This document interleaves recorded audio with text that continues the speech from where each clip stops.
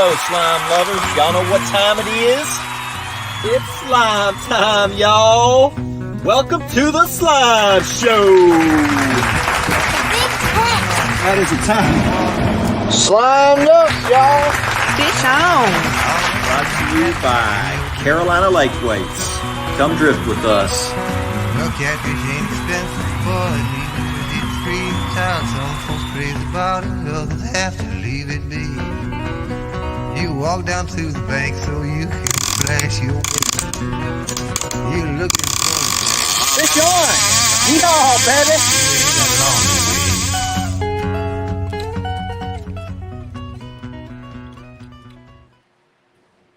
What's up, slime lovers? My name's Chris.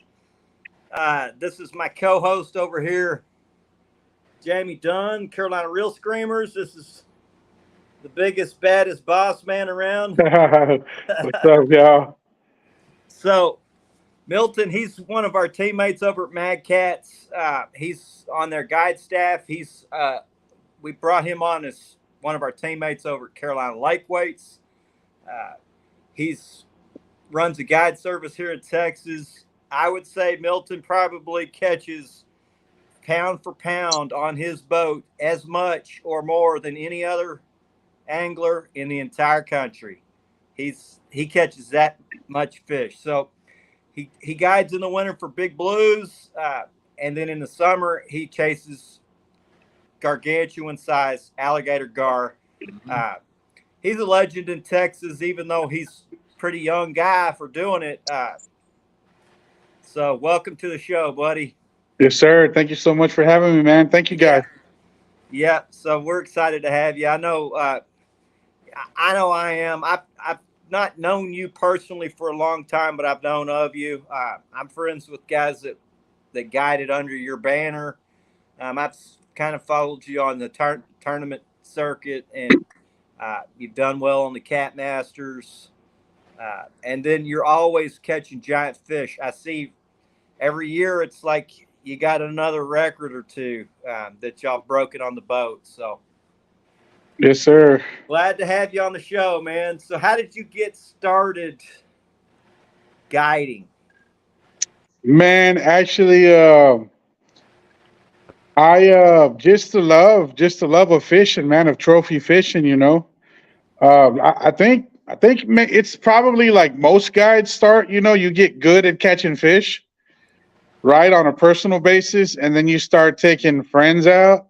Yeah. And then friends are like, "Hey, you should do this and start charging people." And you know, that's kind of how it started for me. And it all started with blue catfish, man. That's where it all started for me. So where was your home lake when you first got going on them? Dude, when I first got going, see, I run a business, man, where I don't have a home lake, right? There isn't a lake that I fish a lot, but I don't have a home lake. When people call me and they say, "Hey, I'd like to book a guided trip. What lake do you fish?" And then I ask them, "Well, where do you live?" You know, they they say you fish Chewakene a lot, right, and Ray Hubbard. Right. Like, So okay, he's up here by me, but then I'll see you down at Waco and you know, like I think maybe Belton. I'm like, damn, he's down way down there too. But then you do the Alligator Gar stuff, and you're down by Richland Chambers. Then. Right. Yeah, that's all the Alligator Gar for me. During the springtime when the river's high, I fish out of Dallas. It's fishable then, but when the water starts, to come down as low as it is now, then it's near Richland Chambers, Corsicana area, right off of 287. Okay. Yeah, some of my buddies go down there and they're like, "Yeah, I saw Milton," and they know a lot of the guides, but they're like, "Yeah, I saw so and so, so and so, and so and so." I know a lot of you guys fish out of that area. It must be damn good because y'all always catching 250 pounders out of there. So. Dude, it's actually very hard to fish. Very, very hard. It's a place where boats can launch, right? And because the Trinity doesn't have many boat ramps, it is, you could say, overfished. Yeah, I So heard it's a busy. yeah, lake. yeah, it can be real busy, man, and it can be overfished. So it's definitely not easy. A lot of people think, and it is like this in some places, right? You take a big chunk of bait, you throw it in the river, you'll catch a gar. Yeah. In a lot of places, it is like that, especially if it has no pressure. But down at 287, man, there's a lot of pressure. You have to use electronics to find the fish. You have to know Okay. what you're looking for, I and then like that. right, and then you have to be safe, right? Yeah, You you got can't. to have a special boat this time of Right, year too, right? right. Yeah. When I saw some of your buddies down there in a pontoon boat, I was like, Yeah, I was like, wow. man, you're gonna knock that freaking lower unit off of that thing, man. He's like, Right, man, dude. another week or so, I probably would have. So Right. I saw he made a post a couple days ago. He's like, yeah, looking for a little flat bottom to get down on the river. Yeah, dude. Yeah, so I run a G3 jet boat. It's got a jet drive on it, man, with a 150, 105. And it's enough, man, to push me, 30, 34, 33 miles per hour, fully loaded with me and three people. Nice. I see we got some of your people in here. I know Vess. He's a Texas guy. Mayhem Tackle. I think. Did you just get on? Are you on with them? Yeah, man. I've been on with Mayhem for probably a year now. We got a couple other guys on our team that are on with them. I see Right. we got. Let's run down the list real quick. We got Chris Batali. He's one of my buddies here from. He fishes Lake Lavon. I call him the king of canoe because the dude catches giant freaking blues out of his canoe. Nice. I think it's super cool. Oh, yeah. He does have a boat too, but Kevin Walters, Monster Cat Tackle. We got Big Mike, another one of my teammates over at Damon Dragon. We got Michael Ross, Operation Bets with Nets, another one of our partners at Carolina Lake Weights, Rich Cigar. They were on the show last week. That was a fun show. We got Facebook users. We can't see you guys' names as Facebook users, but appreciate y'all coming in. Yes, sir. Jamie and Rebecca, they're always here. We got Still In Ya. Welcome in, partner. Couple more Facebook users. Texas Wild Boys or Texas Boys Catfishing. Yep. Okay. Welcome in. We got Cookies Outdoors. All-star lineup. Awesome. Yep.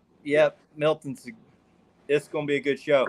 We got Shad Daddy, Angler Holics, another one of our teammates, Carolina Lake Weights. That's Jesse Campbell. He's the one that was talking about buying the boat. You saw him down there with the pontoon. We were just talking about him, yeah. And he caught a freaking giant on that pontoon that week. I mean, they freaking hammered him that weekend. Nice. Chris, he's like, these guards just jumping out of the water everywhere down here. Yeah. So appreciate everybody stopping in. It should be a good show. I know Vess, he started working under your banner this past year, didn't he? Yeah. He actually started, and that guy can fish, man. He's been around a long time. He's been around a long time. Yeah. Yeah. He's a great angler. I think he owns a couple lake records over there at what's it? Eagle Mountain. His son, his son has the junior lake record for blue. Okay, I remember when they caught that. So he used to be on Texas Fishing Forum before all the good guys left there. But I actually was on a Texas Fishing Forum too, man. Yeah, long time ago, dude.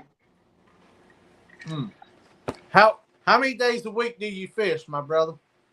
Man, as many as it takes, dude. I still have a full-time job. I still haven't had the courage to go full-time guide.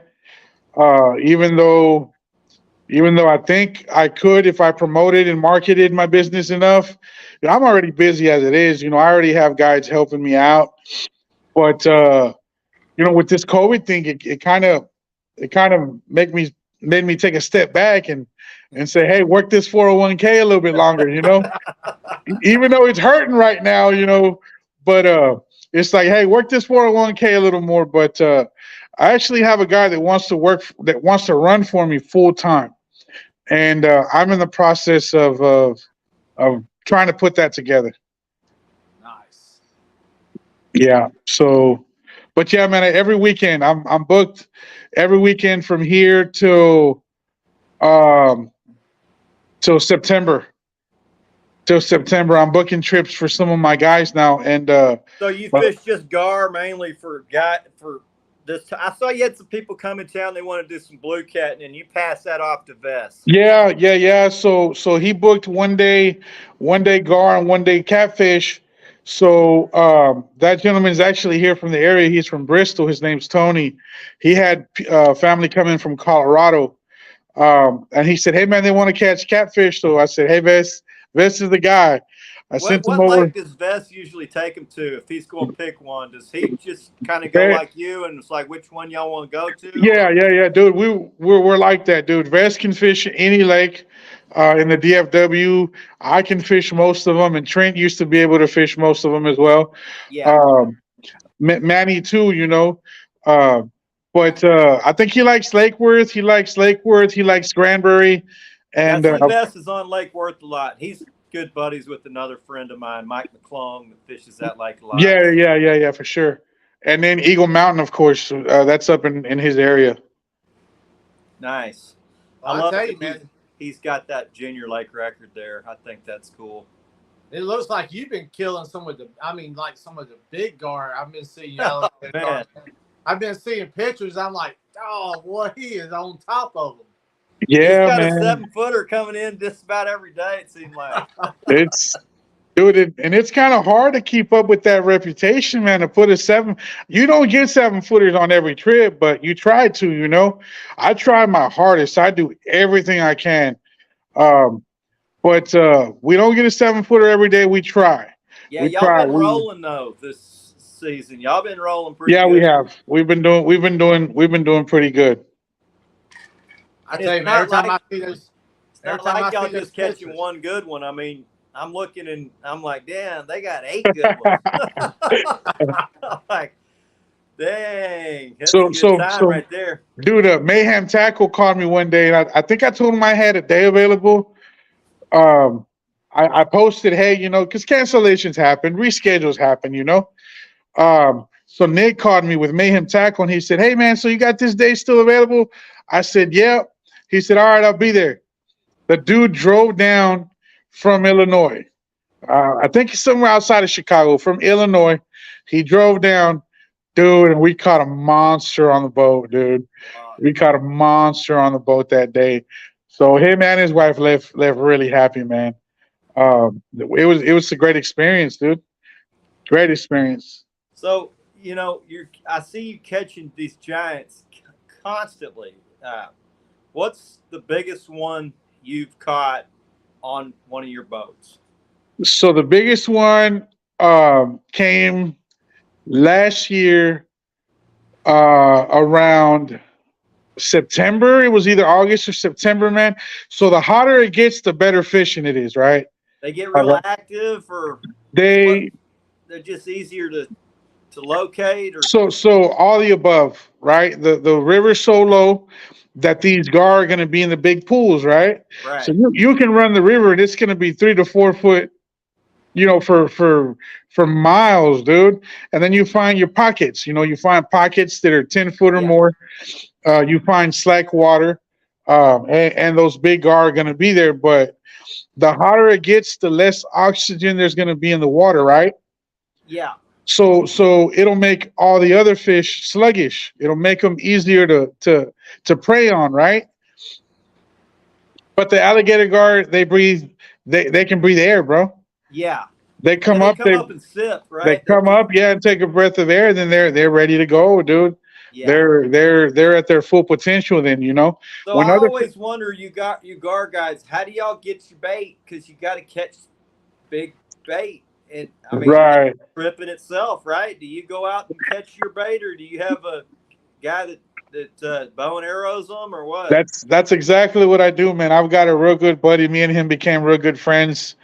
Off the business, you know, he does the bow fishing charters. Oh yeah. So is he in the same area as you, or he's in the same boy, or what? Yeah, man. He fishes on Lake Whitney, man, and I'll give a shout out to him. His name is David Evans, with Killing Time Bow Fishing. Oh, cool. Yeah, he goes out of Lake Whitney, man, and he's a good dude. He's a good dude and a great fisherman, man. He hooks me up. He'll call me every couple of days and say, "Hey, the freezer's ready." I just come by, pick him up, and then shake his hand, and we're good. So every day, whenever you got a trip, you pretty much go back to the same areas, or do you try to change it up? And No, I change it up. Yeah, I never try to overfish a certain area.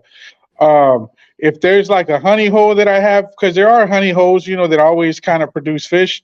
If there's a honey hole, it'll be my last resort. Yeah. Right. So I'll go fish different areas. If I have time, I'll look for new areas because the river, goes forever. Yeah. I'll look for new areas, and if all else fails, on the way back to the boat ramp, I'll start stopping in those honey holes. And most of the time, they produce, man. They. it's So like when you're all running fish. the river, how these deep holes? How far apart are they? How far upstream do you run? So I can run all the way to the Cedar Creek Spillway, Okay. which is a long way. When I run to Cedar Creek, that's when I know I have a half a tank and I can't go any further. Yeah. I know unless I carry some more fuel, then I can, run up some more. But I try to stay within that boundary. So that's probably an hour and 15 minutes full throttle, dude. 34 miles per hour. Yeah. Yeah. I mean, it's hard. It's not easy. Yeah. I think it's a lot easier than blue cat fishing, but navigating the river, knowing what you're doing and keeping people safe, bro, that's the hard part. That's the very difficult part. Yeah. I imagine you're pretty much going over your tackle all the time when you're alligator gar fishing. Oh yeah. Yeah. Because once one of these gars takes your leader, bro, a lot of the times it's gone. Yeah. It's gone. Especially if they swallow. If they swallow the leader, it's gone. You got to cut it off and you got to start over. So yeah, man, I go through a lot of tackle, especially terminal tackle for sure. But dude, we put a beating on reels. Yeah. So reels? What's your go-to reels? My go-to reel for alligator gar that I've been using are Pin Squall 20s. And 120-pound braid. I hear a lot of people having real good success with those reels and stuff. What kind of reels are you running? I got froze up. Oh, they're Pin Squall 20s. Okay. So that's a popular catfishing reel. Yeah. And of course the Mad Cat rods, bro. You can't go wrong with them. I still, since I got on with Mad Cats, dude, I haven't busted one. I have not. Yeah, I think you'd have to do something to the rod rather than break it on a fish. Right. Yeah. Tailgate it or step on. Even if somebody stepped on it, probably would break. I broke some of the other rods. I don't know if I have too. I don't know if you know the other companies that I was with, but actually, I didn't break the rod. Manny broke the rods. He broke two. He broke two of them. Blame it on Manny. Yeah, I've broken a bunch of rods, but I've never broke a Mad Cat. So, like truthfully and honestly, I still haven't. I think I had to replace the eye on one of them, but one of my customers stepped on it. Yeah. Other than that, they've been great, dude. They've been great, and Matt Knight has been real good to me, man. Yeah, he's a good guy to have on your side. That's for sure. Absolutely. Yeah, Matt Knight was a follower, man, even before I got with the team. Yeah. And that's what I respected the most. He was always commenting, always liking, sharing some of my stuff. And then when it was time for me to make a decision, he said, "Hey man, we'd love to have you on the team. Let's go." Yeah, he definitely is. He'll help you with anything in the world, any questions or anything. He's a very good man. Oh yeah, he is. Yeah, he is. Look at Vess. I swear, Vess is on vacation every other month. Right, dude. Yeah, I'm like, damn, that boy likes the vacation. Yeah, that's cool. Living the good life, man. Yeah. Yeah, I'm not hating. I think go out there and do it, man. You For can. sure. Yes, sir.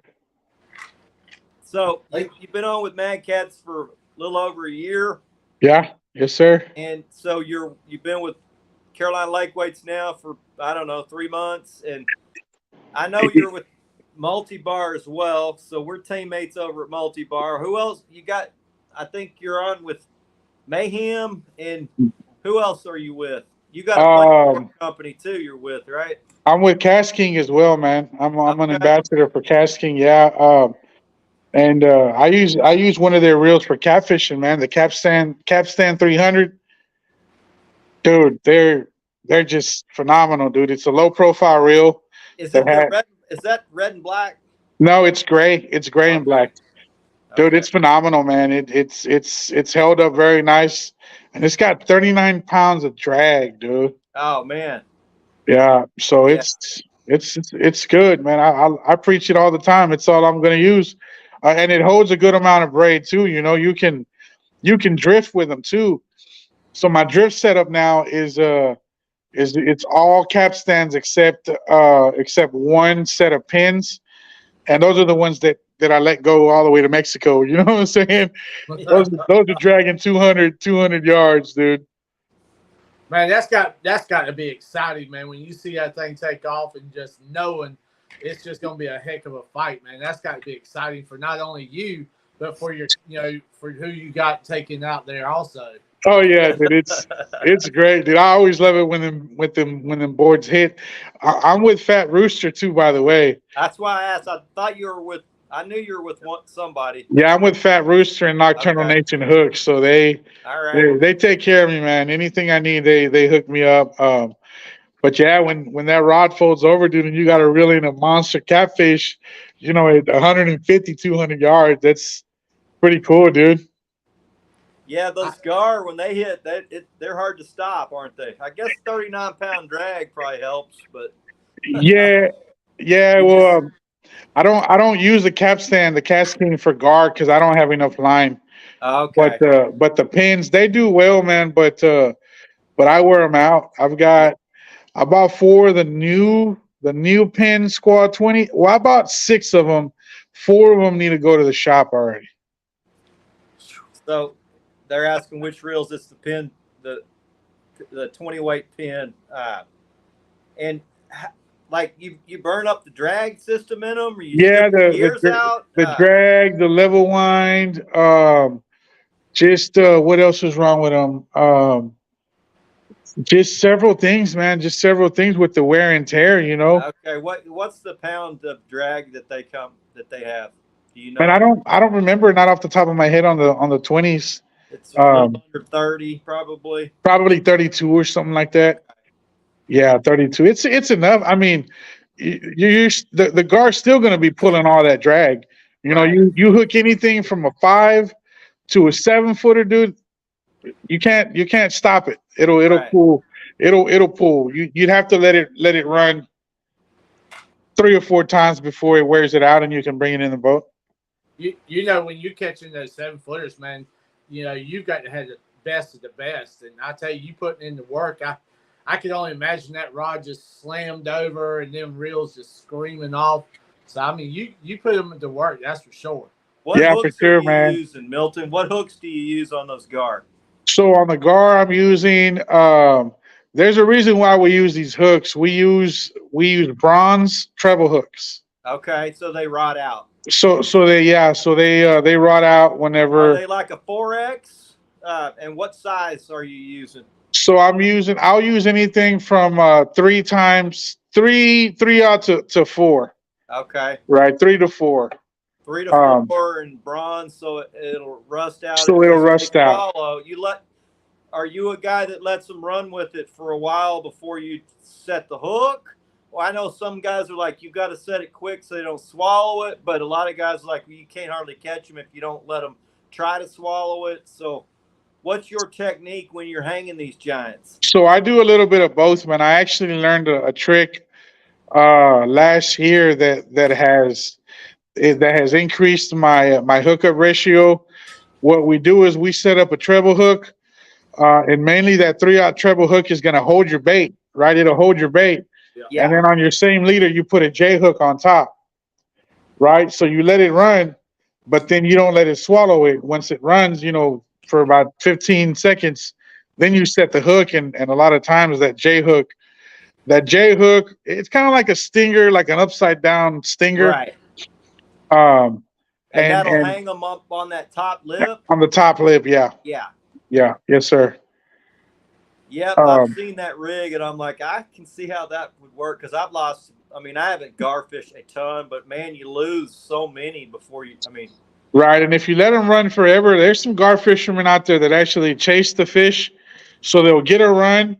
Right, you're in free spool, you'll get a run, and then they turn the boat on and they start chasing it. Right, they'll chase it and chase it and chase it. But in my part of the river, dude, the area that I fish. Dude, it's covered in logs and it's covered in, it's not a big pool like a big lake or a big pool area. You're gonna run into a log, every 40 yards. So when you're in a low current situation like now in Texas, we don't get a whole lot of rain in the summer.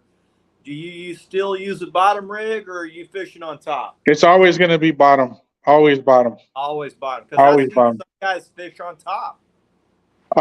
So some guys fish on top, like in a lake situation, in a situation where there's flooded waters, they'll use the rattle traps. Okay. Yeah, because these gar, they'll come up and they'll sunbathe and they'll sit up on the weeds. And what you got to do is you got to get a reaction bite. So that's how you use rattle traps to annoy them and get a bite from them. Yeah. Yeah.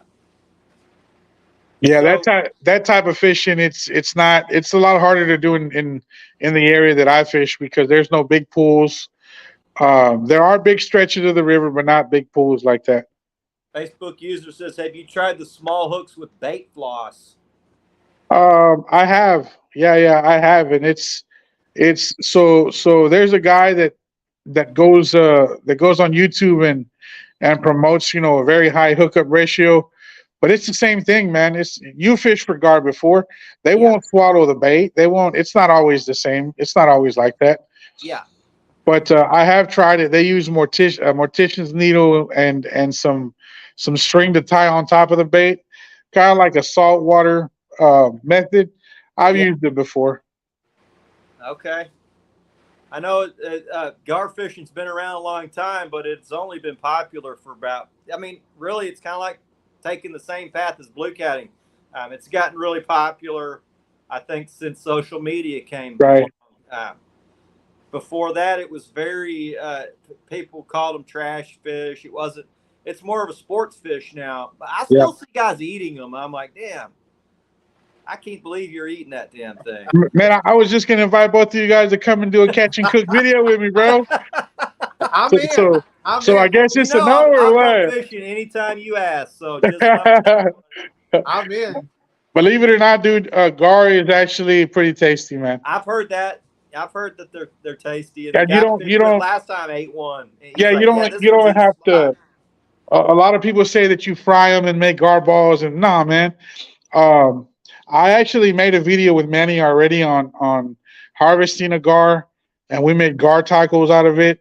I just didn't want all the criticism and all the stuff behind it, Yeah, it's bad these days. Right. So I kind of held off, as a guide that practices CPR, and preaches CPR. I didn't. That's probably smart. You're gonna piss somebody off that could be a potential client. Right. And it's just generally not good to have people running around talking trash. So. Right. I try to stay away from all that garbage, dude. Yeah. I see it a lot. For gar, people are serious about gar fishing now, and there's the water that you can fish them is limited. The resources fairly limited. I know they're plentiful in certain areas, but the actual area that they used to live in used to be much bigger than it is now. I think it has continued to shrink. They're protecting them in certain areas, so they're pretty prolific. But right. So the stretch that I fish, man, that can be anywhere from Dallas, from Highway 30 I think all the way close to San Antonio to Highway 10. They're protected, man. You can't harvest anything over 48 inches. Yeah, it's still done though, because I saw some laying Oh on yeah, the side of the river. yeah. Yeah, big It's ones. still, I'm and like, you're not yeah, you're not supposed to shoot them with a bow during the nighttime, and I still see it all yeah, the time too. yeah, But what can we do? The only thing we can do, man, is try to do the right thing when we're out on the water. And practice what we preach. Try to take care of these yeah, creatures, man, because they've been around for a long time. Customers ask me all the time, well, what is the predator? What's the alligator gar's predator? The only answer I can give them is us. right, right. We're their only predator. We're their only. Uh, Yeah. uh, Or the, when there was more alligators the, on the river, they eat each other really. I think a right, little bit. So right, a right, big right, gator is going to eat a gator gar, but a big gator gar is going to eat a little gator. So right, I mean, it's right. kind of like a cat and dog. But I think certain areas they are pretty prolific, and I think that probably protecting them has helped that, because when we were kids, they were slaughtered big time Oh yeah, I and remember. I just remember. dumped. I remember them being in my way whenever I used to try to catfish. That's kind of how it all started, dude. Oh yeah, That's kind of how it all, bank fishing for big blues, and then, you think you got 100-pound cat, and it ends up being a 4 or 5 foot gar, yeah. and you're like, dang, not again. That was Yeah, my good bait too. I like when those when a giant one goes airborne. It's Oh like, yeah, holy crap! And their mouths open and they're just airborne, yeah, yeah, coming yeah. at you. It's It's cool to fun, man. see. It's fun. Heck yeah. So anybody that wants to go, catch a dinosaur, Milton is your man. The dude freaking hammers them. Just get a hold of him from XtremeTrophyFishing.com, Yes, sir. and he's for real. He puts his clients on giants, and it is no joke. Uh, but he also is one of the best blue cat anglers guides around as well. So I mean, he catches giant blue cats, giant flatheads. I see him breaking records pretty much. Almost seem like every year he's breaking records now. So I think that's cool. I know your most recent one, you got a flathead. I believe it was this spring at night, Actually, right? Was that a night trip? yeah, it was a night trip, and actually, it came off from with one of my clients. It was a young guy, a 16-year-old from Huntsville, right? So he drove up from Huntsville one time before, and the weather was just so bad. It was like a 22-mile-per-hour north wind. That's it right there. How That's much him does right that fish there. weigh? Nice. Yeah, that fish right there was like, it was bouncing 64 to 65. So we called it 65. I call it 65. That thing's a monster. Looks like he's got a bite mark across his nose. Something Right. giant bit him. That was probably Manny. Manny probably bit him. What time of year do you start transitioning from the gar going over to your blue cats? When do you start transitioning over to that? So blue season will last all the way up to what? To like April. Yeah. So like April. And then from late April, beginning of May to October is when I'm on the river. So Yeah, you so it's start not trophy blue catting in October. November, October. I take a break from clients. I take Okay. a break and I So do October's our transition. So it can right, be some of the right. worst fishing Yeah. all year. But certain years it can be freaking outstanding. So Well, you know how it is. You know how it is. We base yourself off of not the season around us, but what the water temps are doing. Yeah, that's my whole basis of what my game plan Right. all forms around water Right. temperature and what the weather pattern has been and what it is that day. Those are the three things I look at. October, we start catching big fish, and by November, it's freaking on every trip. Right. Just like you, man. I do the same, but in October, what me and the guys like to do is we like to go down to the coast. We chase the bull reds and sharks. Oh, nice. Yeah, that bull red run's fun, man. Those things Oh man, pull hard. it's insane, dude. So we go down there. We got another trip coming this year. You bring the Best boat is- down there, or you one of your buddies brings the boat? No, so we do it off the bank. We rent an Airbnb and we do it off the bank. There's a pier that we fish off of that produces a lot of fish. And then during the day, some of my buddies, they'll get on a kayak and they'll kayak, baits out, and we catch shark. Yeah. Yep, that's a fun time. I've done that a lot, so that's a great time. Yeah, this last October, man, people don't realize how close these shark actually get to the shoreline, dude. I think Trent, he in the middle of taking out a 500 or 600 yard bait, he dropped mine just past the third sandbar. Yeah. Right, dude, and I caught a 6 foot black tip. So they're pretty much coming right in the surf right there, right close to you. Oh, heck right. Yeah. We went to the San Luis Pass a couple weeks ago, and the week before we went, somebody had videoed on TikTok a 12-foot hammerhead up in like 2 or 3 foot of water with his back just sticking out of the water. Everybody just panicking, like, oh my God. So yeah, I saw that video, dude. I'd be scared too, bro. Them sharks don't.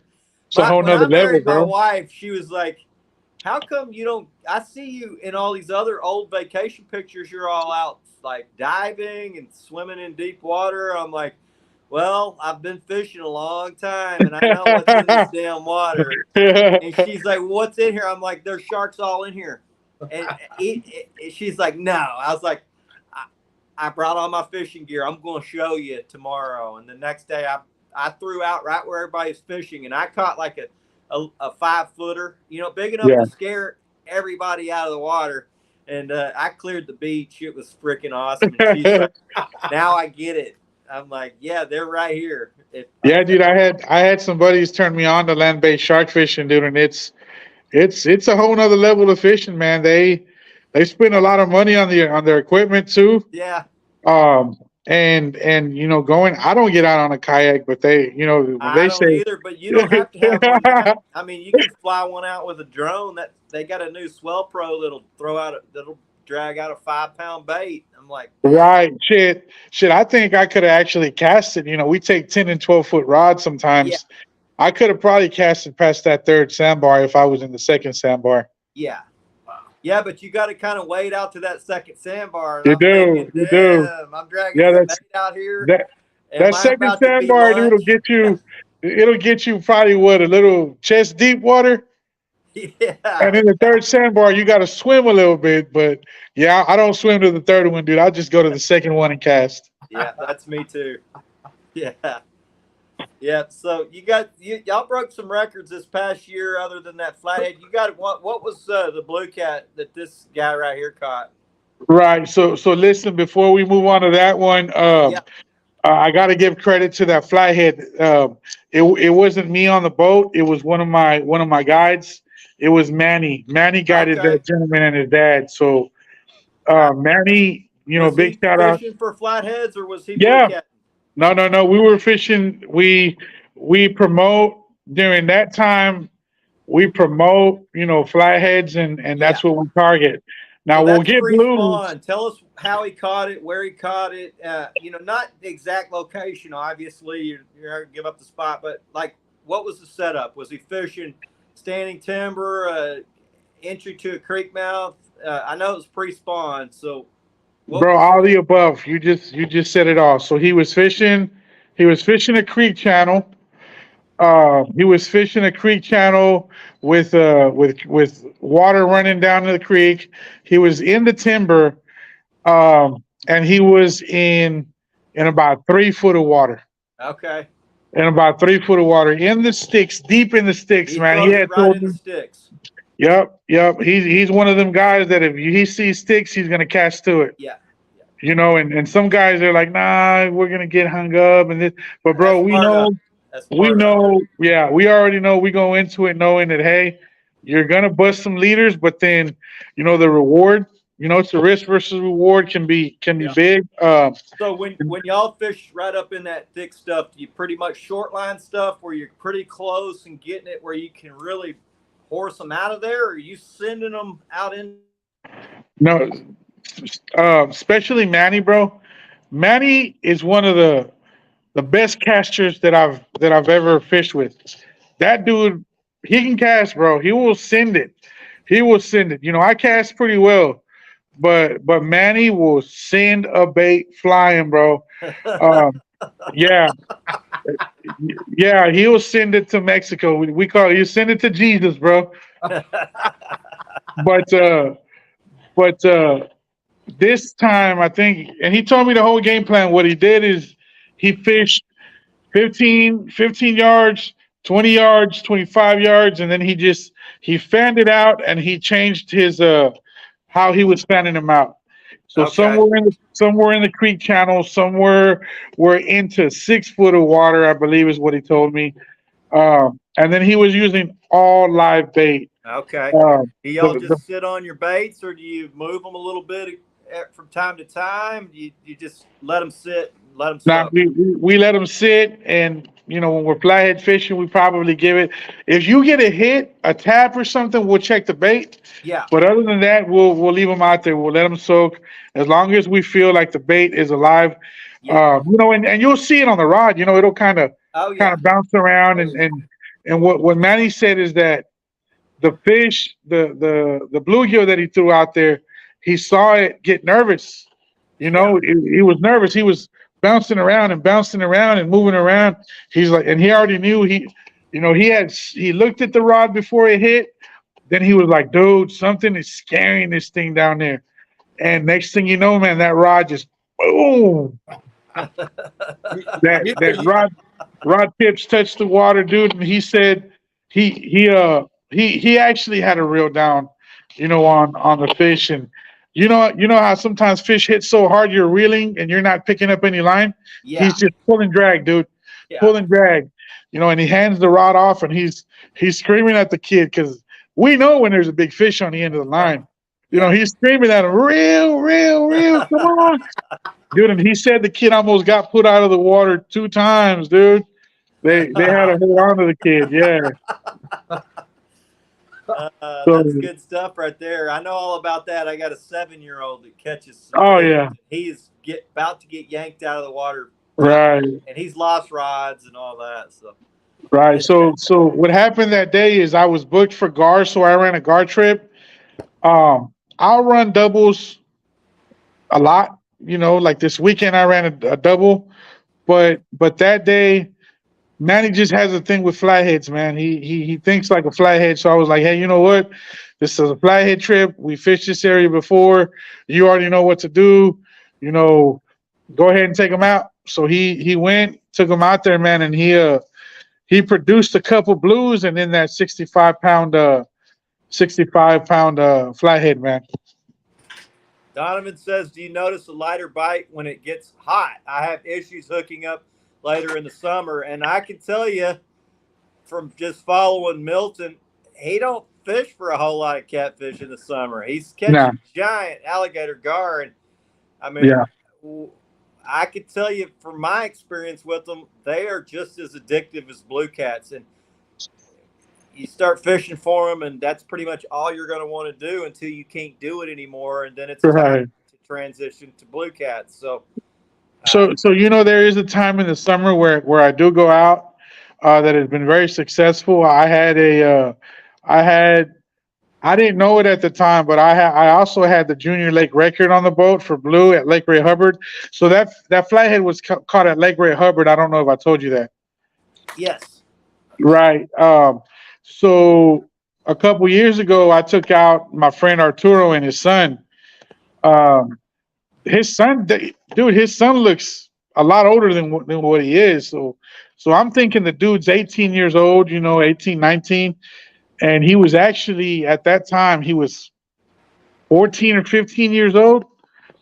But we would have had, driving back, 48-pound blue or something, 43 or 48 pounds, we were driving back. And I got to thinking, I was like, hey Arturo, hey man, if your son was 2 years younger, bro, he would have had the junior lake record. And he said, well, how old do you think he is? And I said, well, he's got to be 18. He said, bro, he's 14 years old. He's a man child. Yeah, I was like, dude, we just threw back the junior lake record, bro. Yeah. So you fish Ray Hubbard a lot?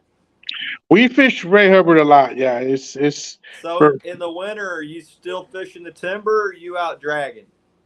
a little bit of both, man. It just depends on how I feel that day. You know what I'm saying? Just how you go out and you feel that day. That's when you decide, hey, you know what? It's a lot of gut instinct too. You know what I'm saying? Yeah. Yeah. So what's that junior lake record there?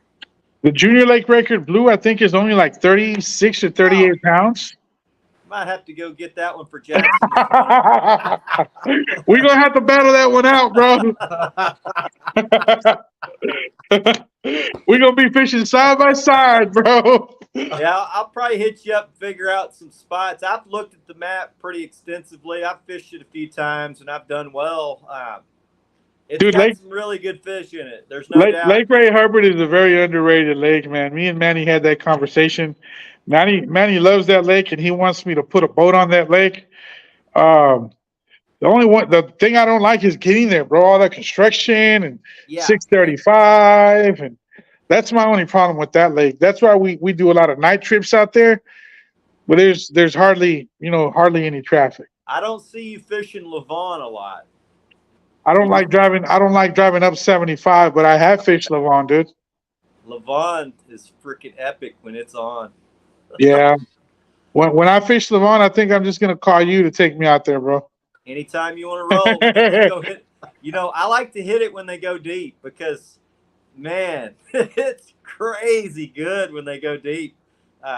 There's just nowhere for them to go. I mean, it's right. If you're decent on a graph, you can go find them really stacked thicker than, even like Tawakoni in its heyday. 5, 6, 7 years ago when you would see like schools of 40s just swimming together. Yeah. It's like that. You look at your graph and you're like, oh my God. Right. So that's what I like, man. I like drifting for them and finding for them in deep water.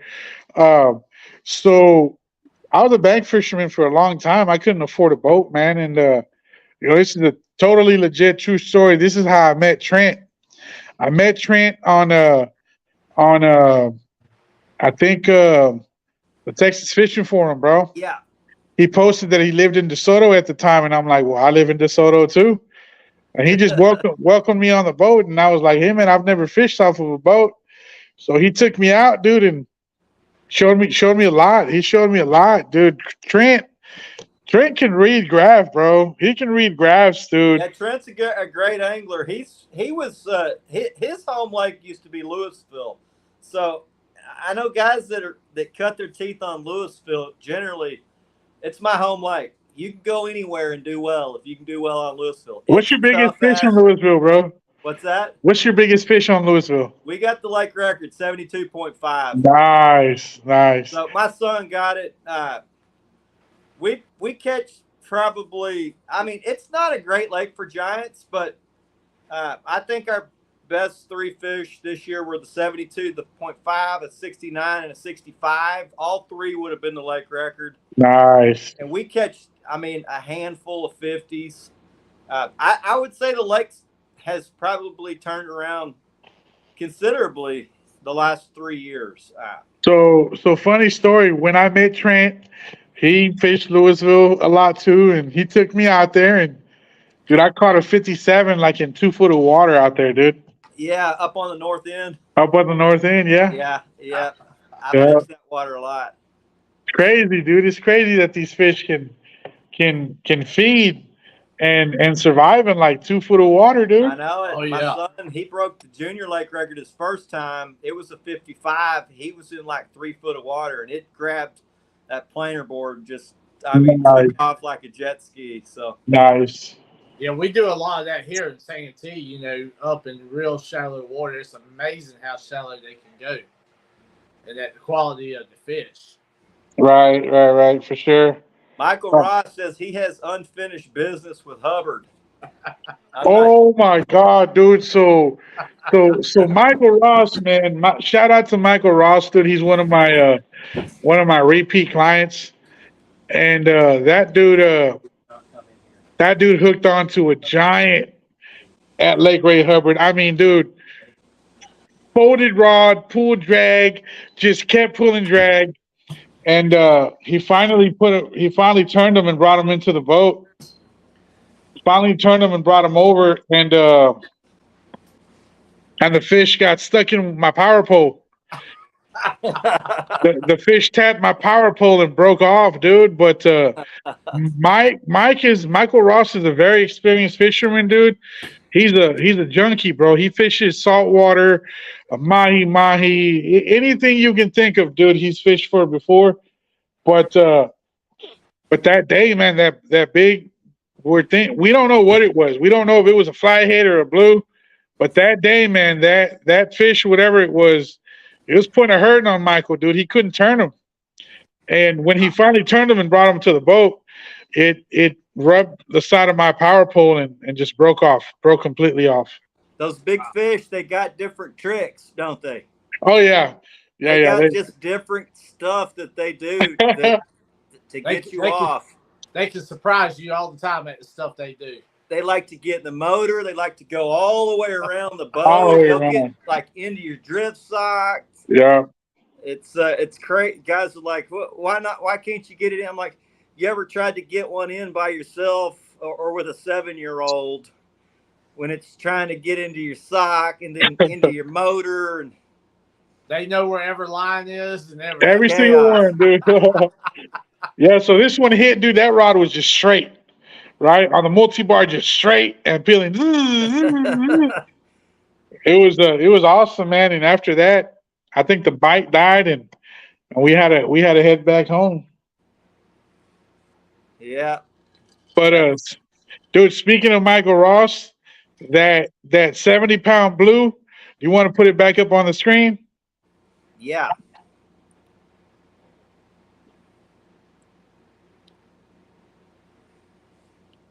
So that's Michael Ross right there in the middle, dude. Yeah, that's a healthy fish. Yes, bro, that thing was a giant, bro. So that's a true humpback blue. Exactly. Yeah. So what happened that day is Mike booked 2 days with me because he's a junkie, bro. He loves the fish. So he booked 2 days with me. We fished Benbrook. We fished Benbrook, dude. The first lake, if you know how to fish it. Yeah, we fished it, dude, and I found the fish pretty quick on that lake. It's not a huge lake, so I went deep. And Vest and Trent went shallow. And the fish weren't biting in the shallow, they were in the deep. Trent they were in the deeper side of the lake. Shallow a lot, doesn't he? Yeah, he does. Yeah. He loves going shallow. And I like drifting, dude. I like going in and out of creek channels and stuff, you know. So on the way back to the boat ramp, dude, I busted a hole. I busted a hole in my boat, and I couldn't take him out the next day. So I called Trent and said, "Hey, man, I got to guide the trip tomorrow. You know, can we go on your boat tomorrow, dude? I'll bring the rods, I'll bring the bait, I'll bring every single thing. All you got to do is show up with the boat, you know, and we can take care of the rest." So we did. It was super cold. It was in November. It was 38 degrees, or the water temps were already like. It was that week where we had a very, very cold, like a very, very cold front for 2 weeks, and the fishing was fire, man. So we went out. We found the fish right away, dude. Found the fish right away. Mike was reeling in doubles and singles, and then I think he had just let go of a fish, and then one of the middle rods just folded over, just straight folded over, dude. And he reeled down on the fish, dude, and he was like, "Hey guys, this fish is acting very weird." We were like, "Well, bring his weird ass into the boat." You know, bring his weird ass in the boat. We'll figure it out when he's here. So He was reeling them. He wasn't fighting a lot. You know, it was just like he was reeling the door, bro. So he got him to the top of the water, reeled him in, and the fish, it wouldn't fit in Trent's net, dude. It didn't fit. It didn't fit in his net. Like half of his body was in the net. His head was in the net, and the whole backside of him was hanging out. They're hard to net like that, aren't they? Dude. And I kept begging Trent to get a bigger net, but you know I guess he uses a net for the fishes that he catches, right? Right. That's my one shout out though at Trent, but he's a good dude, man. I learned a lot from him. But yeah, once he put him on the boat, we knew, bro. We knew Lake record, bro. Lake record. Trent's scale, I think, only reached the 55. So put him on the scale. What lake did the 70 come out of? It's an undisclosed location.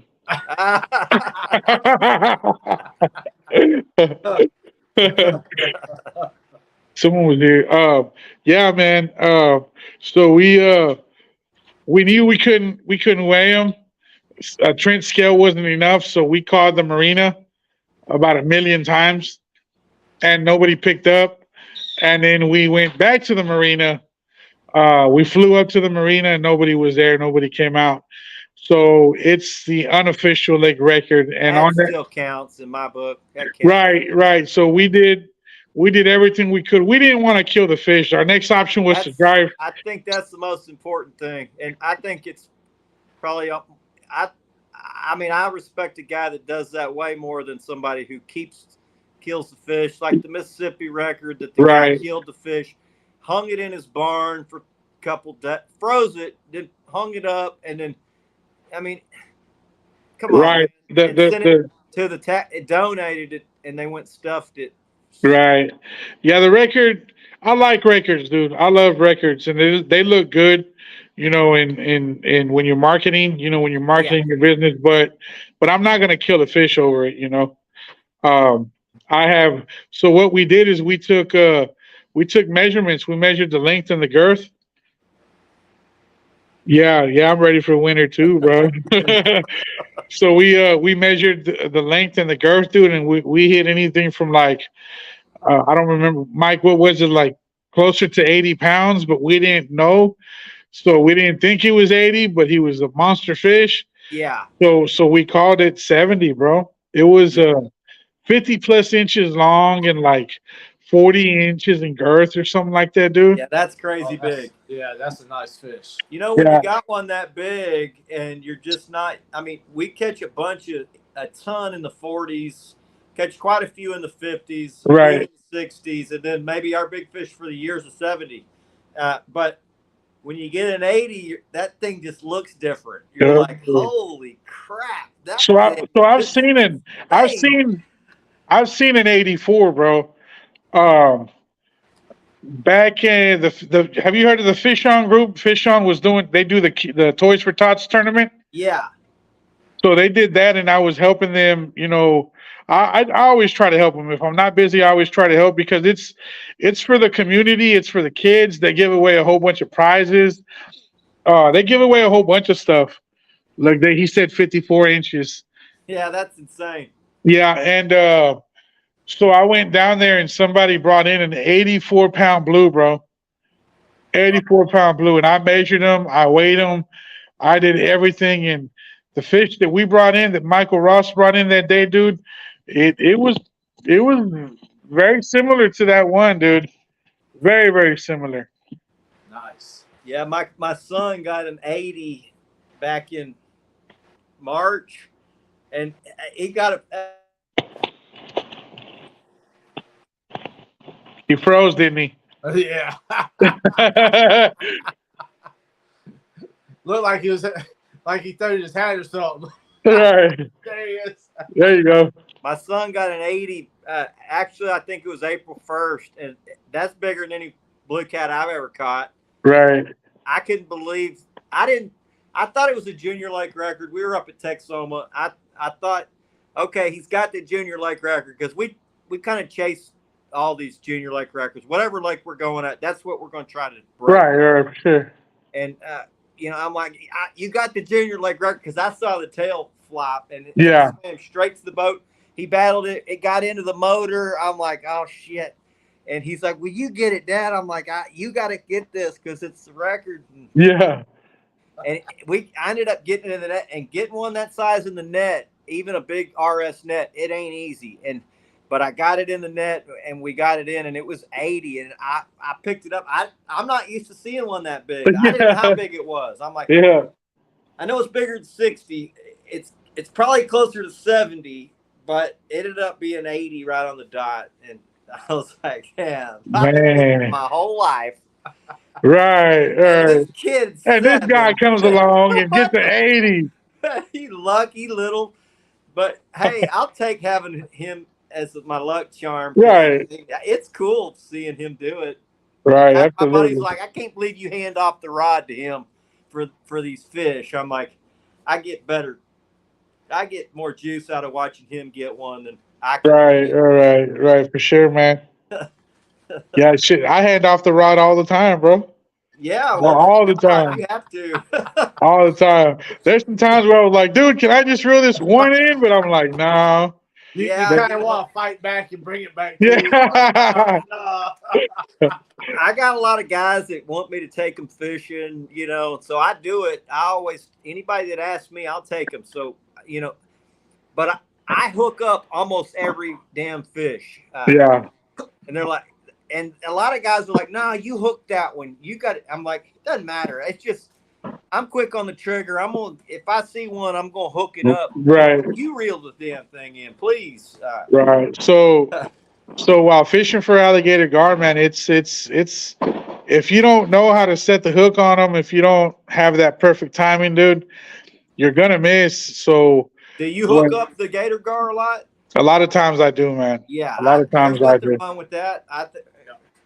I tell guys, do you want to sit here and be heartbroken, or do you want me to hook this damn fish and then you have this right? The rest of your life. Sometimes I let guys, they like if it's a couple, the guy he won't want me to set the hook, but the girl's like, no, you set it, and sometimes and then he catches one and he's like, can you set my hook? Right. That's why sometimes the girls outfish the boys in my boat because I'm setting the hook for the girls, dude. There you go. Yeah. Yeah. What got you kind of wanting to fish tournaments? I mean, you're always, taking people out and kind of where does the tournament deal come in? So tournaments is really not my priority, man. But tournaments, I like traveling, dude. I like traveling. I like going to new places. I like, meeting people that are out of town. Believe it or not, man, a lot of my friends, a lot of people that I call friends are not in my town, right? In town, I only have, a handful of real friends. But I like meeting people from everywhere, man. And being out of town, finding fish in new waters, dude. That adrenaline, dude, it's all it is. It's all that keeps us there, right, Chris? Right. That adrenaline, dude. Guys are like, you travel fish more than you fish your home lake. I'm like, I like the challenge, Right. I just don't want to fish the same water every freaking week. I've done it because I've been doing it for so long, but I just like to go to different lakes. And guys are like, how do you pick the lake? I'm like, well, I kind of got an idea where I think the fish are going to be, and I maximize I'm not like you where I'll just say pick a lake. When guys ask me where I want to fish, I'm like, well, it's late October. Let's go fish Tawakoni because I know some really good areas of 20 foot, and we're going to catch a giant. But if it's January, February, I'm like, we're going to go hit Levon because we're about to nail 900 pounds. And so I tell guys, if you, let's go fish the lake that I think we have our best chance of getting one over 50. And I think most guys at this point, they're like, okay, you just tell me when. And right. So that's kind of what I do too, man. With the experience, I kind of do that too. We'll fish the lake that I think is hidden at that time. You know, like if somebody lives in Grand Prairie, Arlington, and they say, "Well, we want to go to Joe Pool for Trophy Blues," I'm going to say, "Hell no." Uh, There ain't yeah, nothing in yeah. that lake. And then I gotta explain to them, man, you want eater fish, we can go there and hang out. But truthfully, Chris, I don't like doing eater trips, bro. I I don't don't either. I I don't mean, like I doing will eater do them this trips. time of year because it's my back door and I go out and Right. watch my son catch some fish. But I'm a trophy angler, and guys are like, well, which lake we gonna fish? I'm like, whichever one that I think's gonna be It's hitting at producing the time. trophies. Yeah. I like to maximize. They're like, how do you catch so many damn monsters like that? I'm like, I maximize that by whichever fishery I believe is going to be Right. hitting at the time. So in the deep of the winter, I'm not going to Texoma, but I may hit it in the spring when they get Springtime. up shallow, Yeah. Yeah. or late fall, early fall. I'll go hit it when I know where they're kind of going to be. And Yeah. that's So we've kind of been around. We're seasoned enough to kind of have a real good idea of what lakes to fish, when to hit them, and when not to hit them. But yeah, tournament fishing, man, I actually enjoy meeting new people. I enjoy being out. Uh, I hate see it's crazy because I like being out, meeting new people, visiting new areas, but I hate being away from my girls, dude. That yeah, I hate it. I hate, especially if I don't have service, dude. If I'm sitting out and there's no service, I'm just not comfortable. One time, me and Trent drove to we were shark fishing. We drove all the way down to Penns, to North Penns, which was a 11-hour drive. So we drove there, and then we realized that we didn't have any service on the beach, and we couldn't talk to our families. So yeah, guess that's what? brutal. Guess what we did? We fished for the day, and we were done. When we were done at night, we drove back. Yeah, No sleep, no. We took turns driving. We were like, no, we just couldn't take it, bro. It's just I don't I hate being away from my girls, but I like traveling, man. yeah. And it's fun to me, man. It's fun. Even if you go out and you skunk, it sucks because you invested all this money in lodging and gas and I don't see you skunking too often, though. I mean, let's be real. When's the last time you skunked? dude. The For last time we skunked, catfish. When did you skunk? Like, it had to have been a north front hitting that day or something.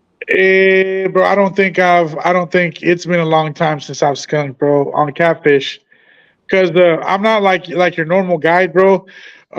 Where your 5 or 6 hours is up, you're back at the boat ramp. Nope, Yeah. no sir, not me.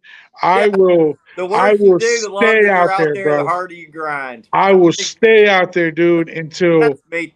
until I we ain't put losing. some We ain't got right common losers. until we put some solid fish, on the. Now skunks do happen. It's I'm not. part of it. It's It's part I'm of it. not God. It's part of it, but we'll uh we'll take them back out, and sometimes I put myself in a bad situation where I won't say no, right? Like Chris said earlier, we know what lakes to hit, when to hit them, and sometimes you put yourself in a situation where you say yes to a trophy trip when it's late in the season Yeah. or too early in the season, and Yeah. then you already know that the odds are bad. You know that the odds are against you, but you do it anyways because you want to please the customer. Yeah.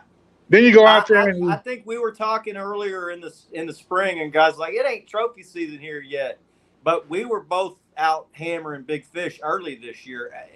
This was a different year, I think, than a lot of years, but uh, I see you out catching big fish when a lot of guys aren't able to do it. So yeah, man, I mean, we put in a lot of work, dude. It's just, I was just talking to somebody the other earlier today.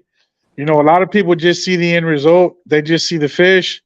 They just see, but they don't see all the work that I put in, all the work that yeah, I put in, when ahead of guys go time. with you, but your clients don't get to see the full part of the bait, Right. The the bait. Yeah. studying, the going back in your mind the 3 Right. 5 days before of where you're going to fit. Like there's a lot that goes into being successful and high level. It's not Right. just, I'm a and high level angler. I'm gonna show up and catch fish. well, not just that, but then you got to worry about catching fresh bait. Right. And bait is the first major piece to the First puzzle. major piece. Yeah. And sometimes that can be difficult in itself. Oh, it's very difficult, man. Definitely. It's if they're not schooled up, if they're not grouped if it's up. one big bait here and there, Yeah. or one big bait every 5 throws, but you can bet, you best believe I'm getting what I need. And my buddies are like, damn, Chris, I didn't realize how much freaking work. We've been out here getting bait for 2 hours. Right. Dude, They're one like, time. can we just go fish? You think you got enough? I'm like, dude, if we don't have the right bait, we ain't gonna catch the right fish, bro. right. That's it. Right. That's it. So one time me and Trent have fished a lot, dude. We fished a lot together. Like he'll be the captain. It's his boat. I already know what he wants to do. I caught along, very, very well. And one time we went out and we went to Walkeny, dude. We weren't able to get bait here local. Sometimes we'll catch it before we go. We weren't able to catch it. I think I had one perch in my trap and one buffalo, dude. So we just said, hey, we'll just catch bait out there. That makes you nervous, though, doesn't it? Dude, we were out at Tawakoni, bro. Tawakoni can be tough to get big baits. Dude, it's true story. Sometimes it's really easy. You're like, damn, throw, let's go fish. But right, true story, man. We threw the net. Trent threw the net probably for 6 hours. 6 hours, bro. Dude, I promise you, it's a true story in itself, right there. Right, so we just gave up and we just said, hey, we'll just use this buffalo or carp, whatever it was. And then I said, well, screw y'all. I'll just use this little perch that I got right here. This was when Tawakoni. Do you remember back when Tawakoni, when you could see the forest? Yeah. Oh, yeah. In the middle, was it 2011 or 2012 or something like that? We went in the forest and we tied off to the forest. And we fished in the forest, dude. I threw a bait out. And I caught like a 38-pound blue out of that forest, dude. It was crazy. Yeah. Right, and right now you can't even see that forest. It's crazy, dude. No, but it's there. I was out there when the big bass tournament was there, and the forest is not on Navionics, and those pro bass guys were just when they blew that horn and started taking off across the lake. I'm out there fishing. I'm dragging that little strip there's an opening. Yeah, there is on the channel. Yeah, where you can drag that thing. I was dragging. I'm like, holy shit! Look at these guys, and they are just hauling ass, going 55 miles an hour across the forest. Yeah. I'm like, watch this. My buddy's like, what? I'm like, they're tearing ass across the forest, and then all of a sudden, about every fourth or fifth boat just blowing out there. I mean, right. Jamie, the forest is this section of about, I don't know, it's thousands of acres of a forest that's been submerged, and it's about a foot below the water, and it's not on your Navionics. You just have to either have an old map or just know the lake. So I've fished the lake a long time. I've got it graphed, and I know where my sections are clear to stay out of the forest, but these bass guys didn't know, and they just come out tearing ass. It was the Bassmasters. Dang. That was we got some of that area here on Santee Cooper that we go to. You got a whole area, nothing but stumps and everything, and it's some of them is above the water, some's under the water, and right. Watch it. Hey, I want to go fish Santee Cooper, man. I've been wanting to fish that lake. I got a couple buddies that they'll split gas with me if I go up there, man. So I'm gonna, and that's what I want to do, man. That's why I get excited with tournament fishing. You're hitting these different waters, and the possibilities for these bigger fish are there because, out here, dude, an average fish is 40, 50 pounds, a good fish. Everybody's not like El Gato over here catching 80s every trip. So seeing an 80 out here or 70, dude, it's like it's rare, you know. It's very rare. But Yeah, up there, it's like y'all's normal, dude. I see people up there catching 60s, 70s, and 80s just like all the time. we got a guy on our Carolina Lake Waste Pro staff, Steve Buer, and he fishes Wheeler, and the dude, a 70 is a normal fish. Right, It's right, like right. the kick. That's your kicker fish for the day, a 70. I'm like, damn, I fished all year, every week. My biggest was a 70, and like he's getting them. Right It's off just the a bat. normal damn thing. And I think he said I don't know how many hundreds he caught, but he's caught a bunch of 100-pound fish. I'm like, damn, I just want one. I'd be happy Right, with one. right.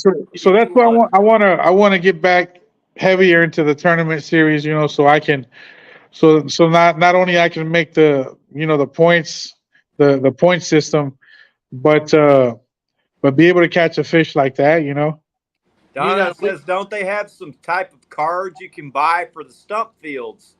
And I believe there is a guy that does map some of these lakes. You know, I've never bought one of these cards that have everything pinned like that.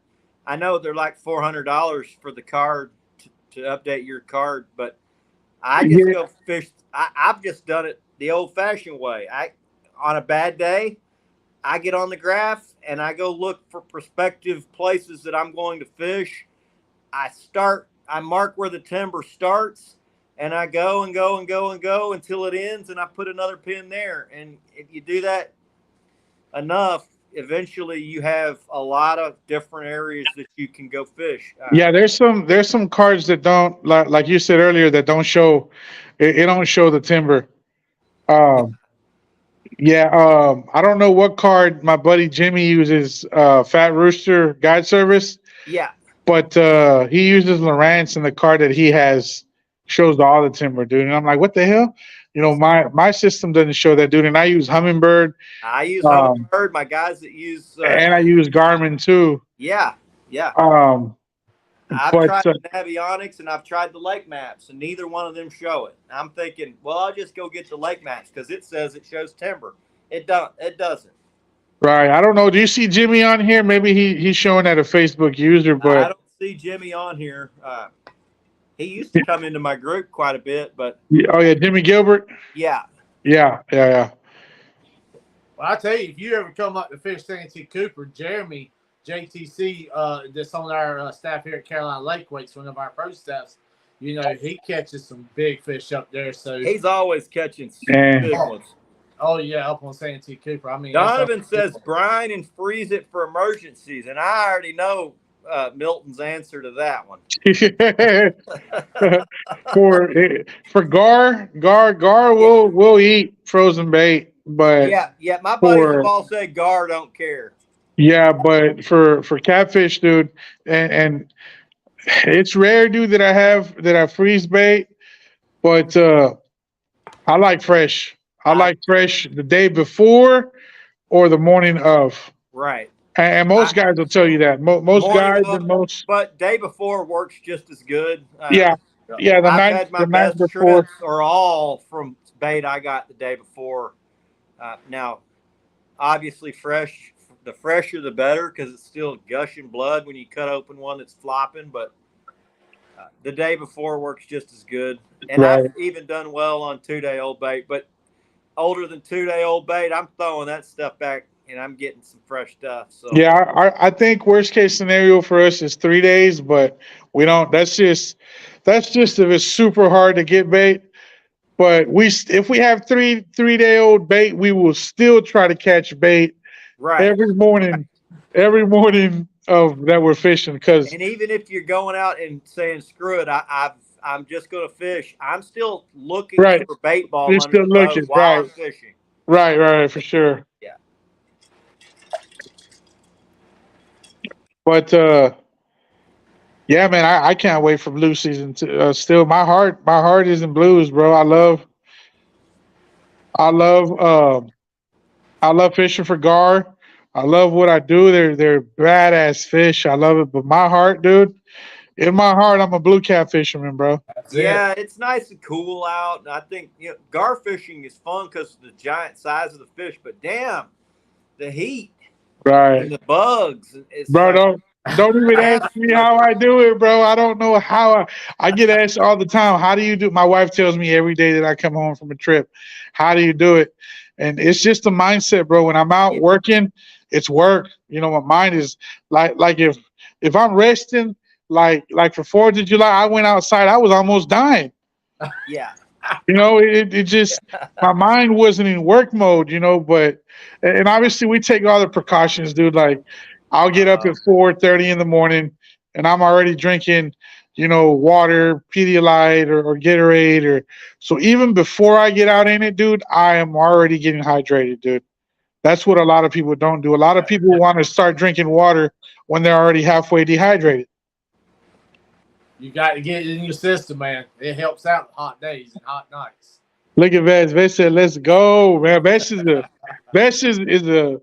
is a blue cat fisherman to the bone, but he's gonna come on the boat with me this year for gar too. So he'll be out there. He wants to get into it, and we'll put him on some big fish. That gar are addictive, man. You get a giant like that hooked up, it's like, I'm telling y'all, man, y'all need to come on so we can make a gar taco video, bro. let's do it. Let's do it. I'm game. Do it. We'll have Jesse bring his pontoon boat too. Hopefully we keep him from knocking that lower unit off. Right. Hey, Jesse, let's put a jet lower on your pontoon boat, bro. Yeah, there you go. But yeah, man, it's what we do. We're addicted to big ass fish, man. We put clients on giants, dude. That's for damn sure. I mean, y'all are constantly doing it. It's a year-round thing, which I think is cool because Texas, the blue cat and stuff, if you're really into the big ones like us, it becomes a certain point where they're damn near impossible to catch. Right. This time of year, I mean, we still getting them occasionally, but it's not every trip. Right. And I tell guys it's more of a luck thing. It's not like I'm going and finding a bunch of big fish and then targeting them. It's just I'm looking for fish and then I just go fish the pile and get one. Heck, I was surprised. I told Vance, hey, this is an eater trip, bro, a couple Sundays ago. Then he texted me while I was out fishing with another client. He texted me and said, hey, bro, we got a problem.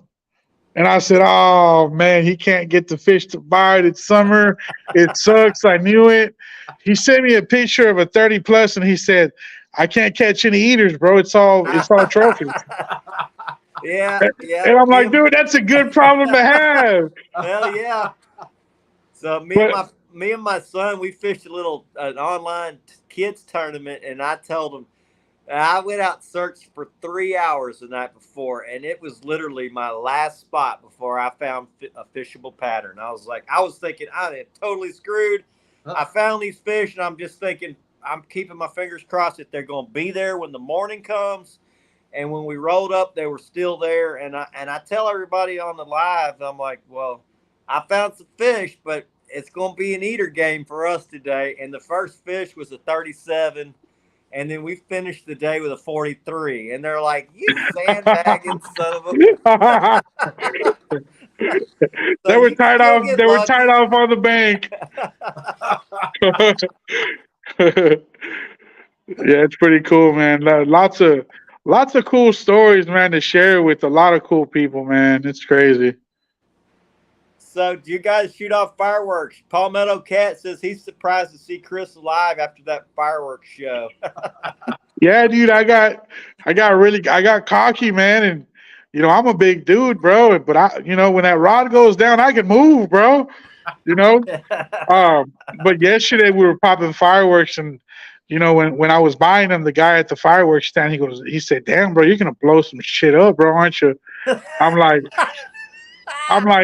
I'm like, that's the plan, bro. But little did he know that I almost blew myself up, dude. I bought one of them monster rolls of black cats, right? Hey, my son hit a 4,000 roll of those damn. Dude, I bought one and I lit it. Had them that big.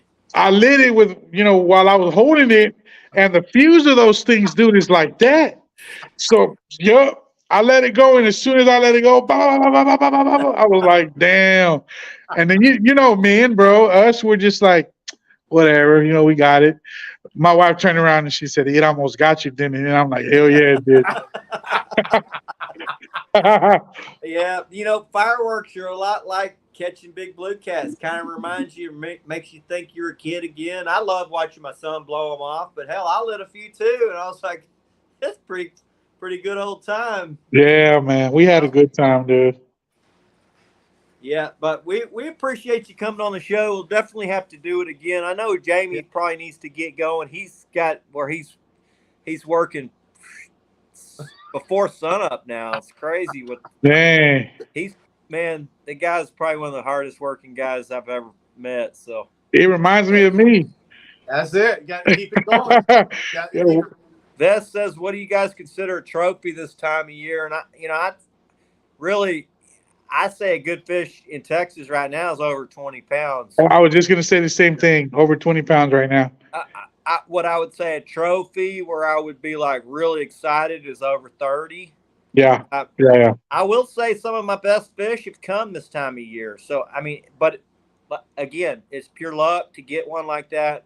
I certainly can't just go out and find them. I feel like if you give me 5 hours, I might be able to find them. Right. But there wouldn't be any time left on the bite window to fish for them that day. So I would need to go the day before, and then hopefully they would be there the next day for me to fish for them when the bite window was going on. Right. To be able to go find them now out when you get up at the crack of dawn, by the time you go look, the bite window's burned up. If you don't know where they are to go sit on them to get them going, the party's over. You sit on these, you find big fish this time of year, but they just don't want to bite. Right now we're strictly nighttime. I mean, you know, we're on the Flatheads right now. We caught a 58-pound blue the other night. So we're strictly Flatheads, and then hopefully get up on that big blue because of the heat. Nice. Well, man, I appreciate you bringing me onto the team this year, man. And I got the weights when I was starting gar season. I'm not doing many blue trips right now, dude. But just wait. We're excited to see what you're going to do with them. I know you're going to love them, man. Because I mean, the weights you'll see they speak for themselves. Yeah. The weights are awesome. I've been running them for a little over a year. I've lost 9 rigs in that whole time, and I used to lose 9 in one trip. So right. You're gonna love them. It saves you on rigs and burned up time. Messing with hung up stuff. When you're trying to pull them off and planer boards and for sure, man. I appreciate it, dude. And you'll see the results, man. You'll see the results. We definitely enjoy having you part of the family. That's for sure, my friend. Welcome. I appreciate that, man. Thank you so much, and thank you guys for having me on the show, man. You guys are welcome on my boat anytime. Whenever you guys want to come down to Texas. We'll show you guys a good time, whether it's catching blues or gar. We're here. Anybody watching, man, if, you guys are wanting to come out and have a good time. Because more than anything, dude, on my boats, we have a good time. Yeah, that's the number one thing, I think. Try to make some memories, catch some decent fish. For sure. We have a good time, whether you're catching a 5-pound blue or a 150-pound, gar. We have a good time. We provide the best service, man. The best service, clean boats, professional men, professional guides.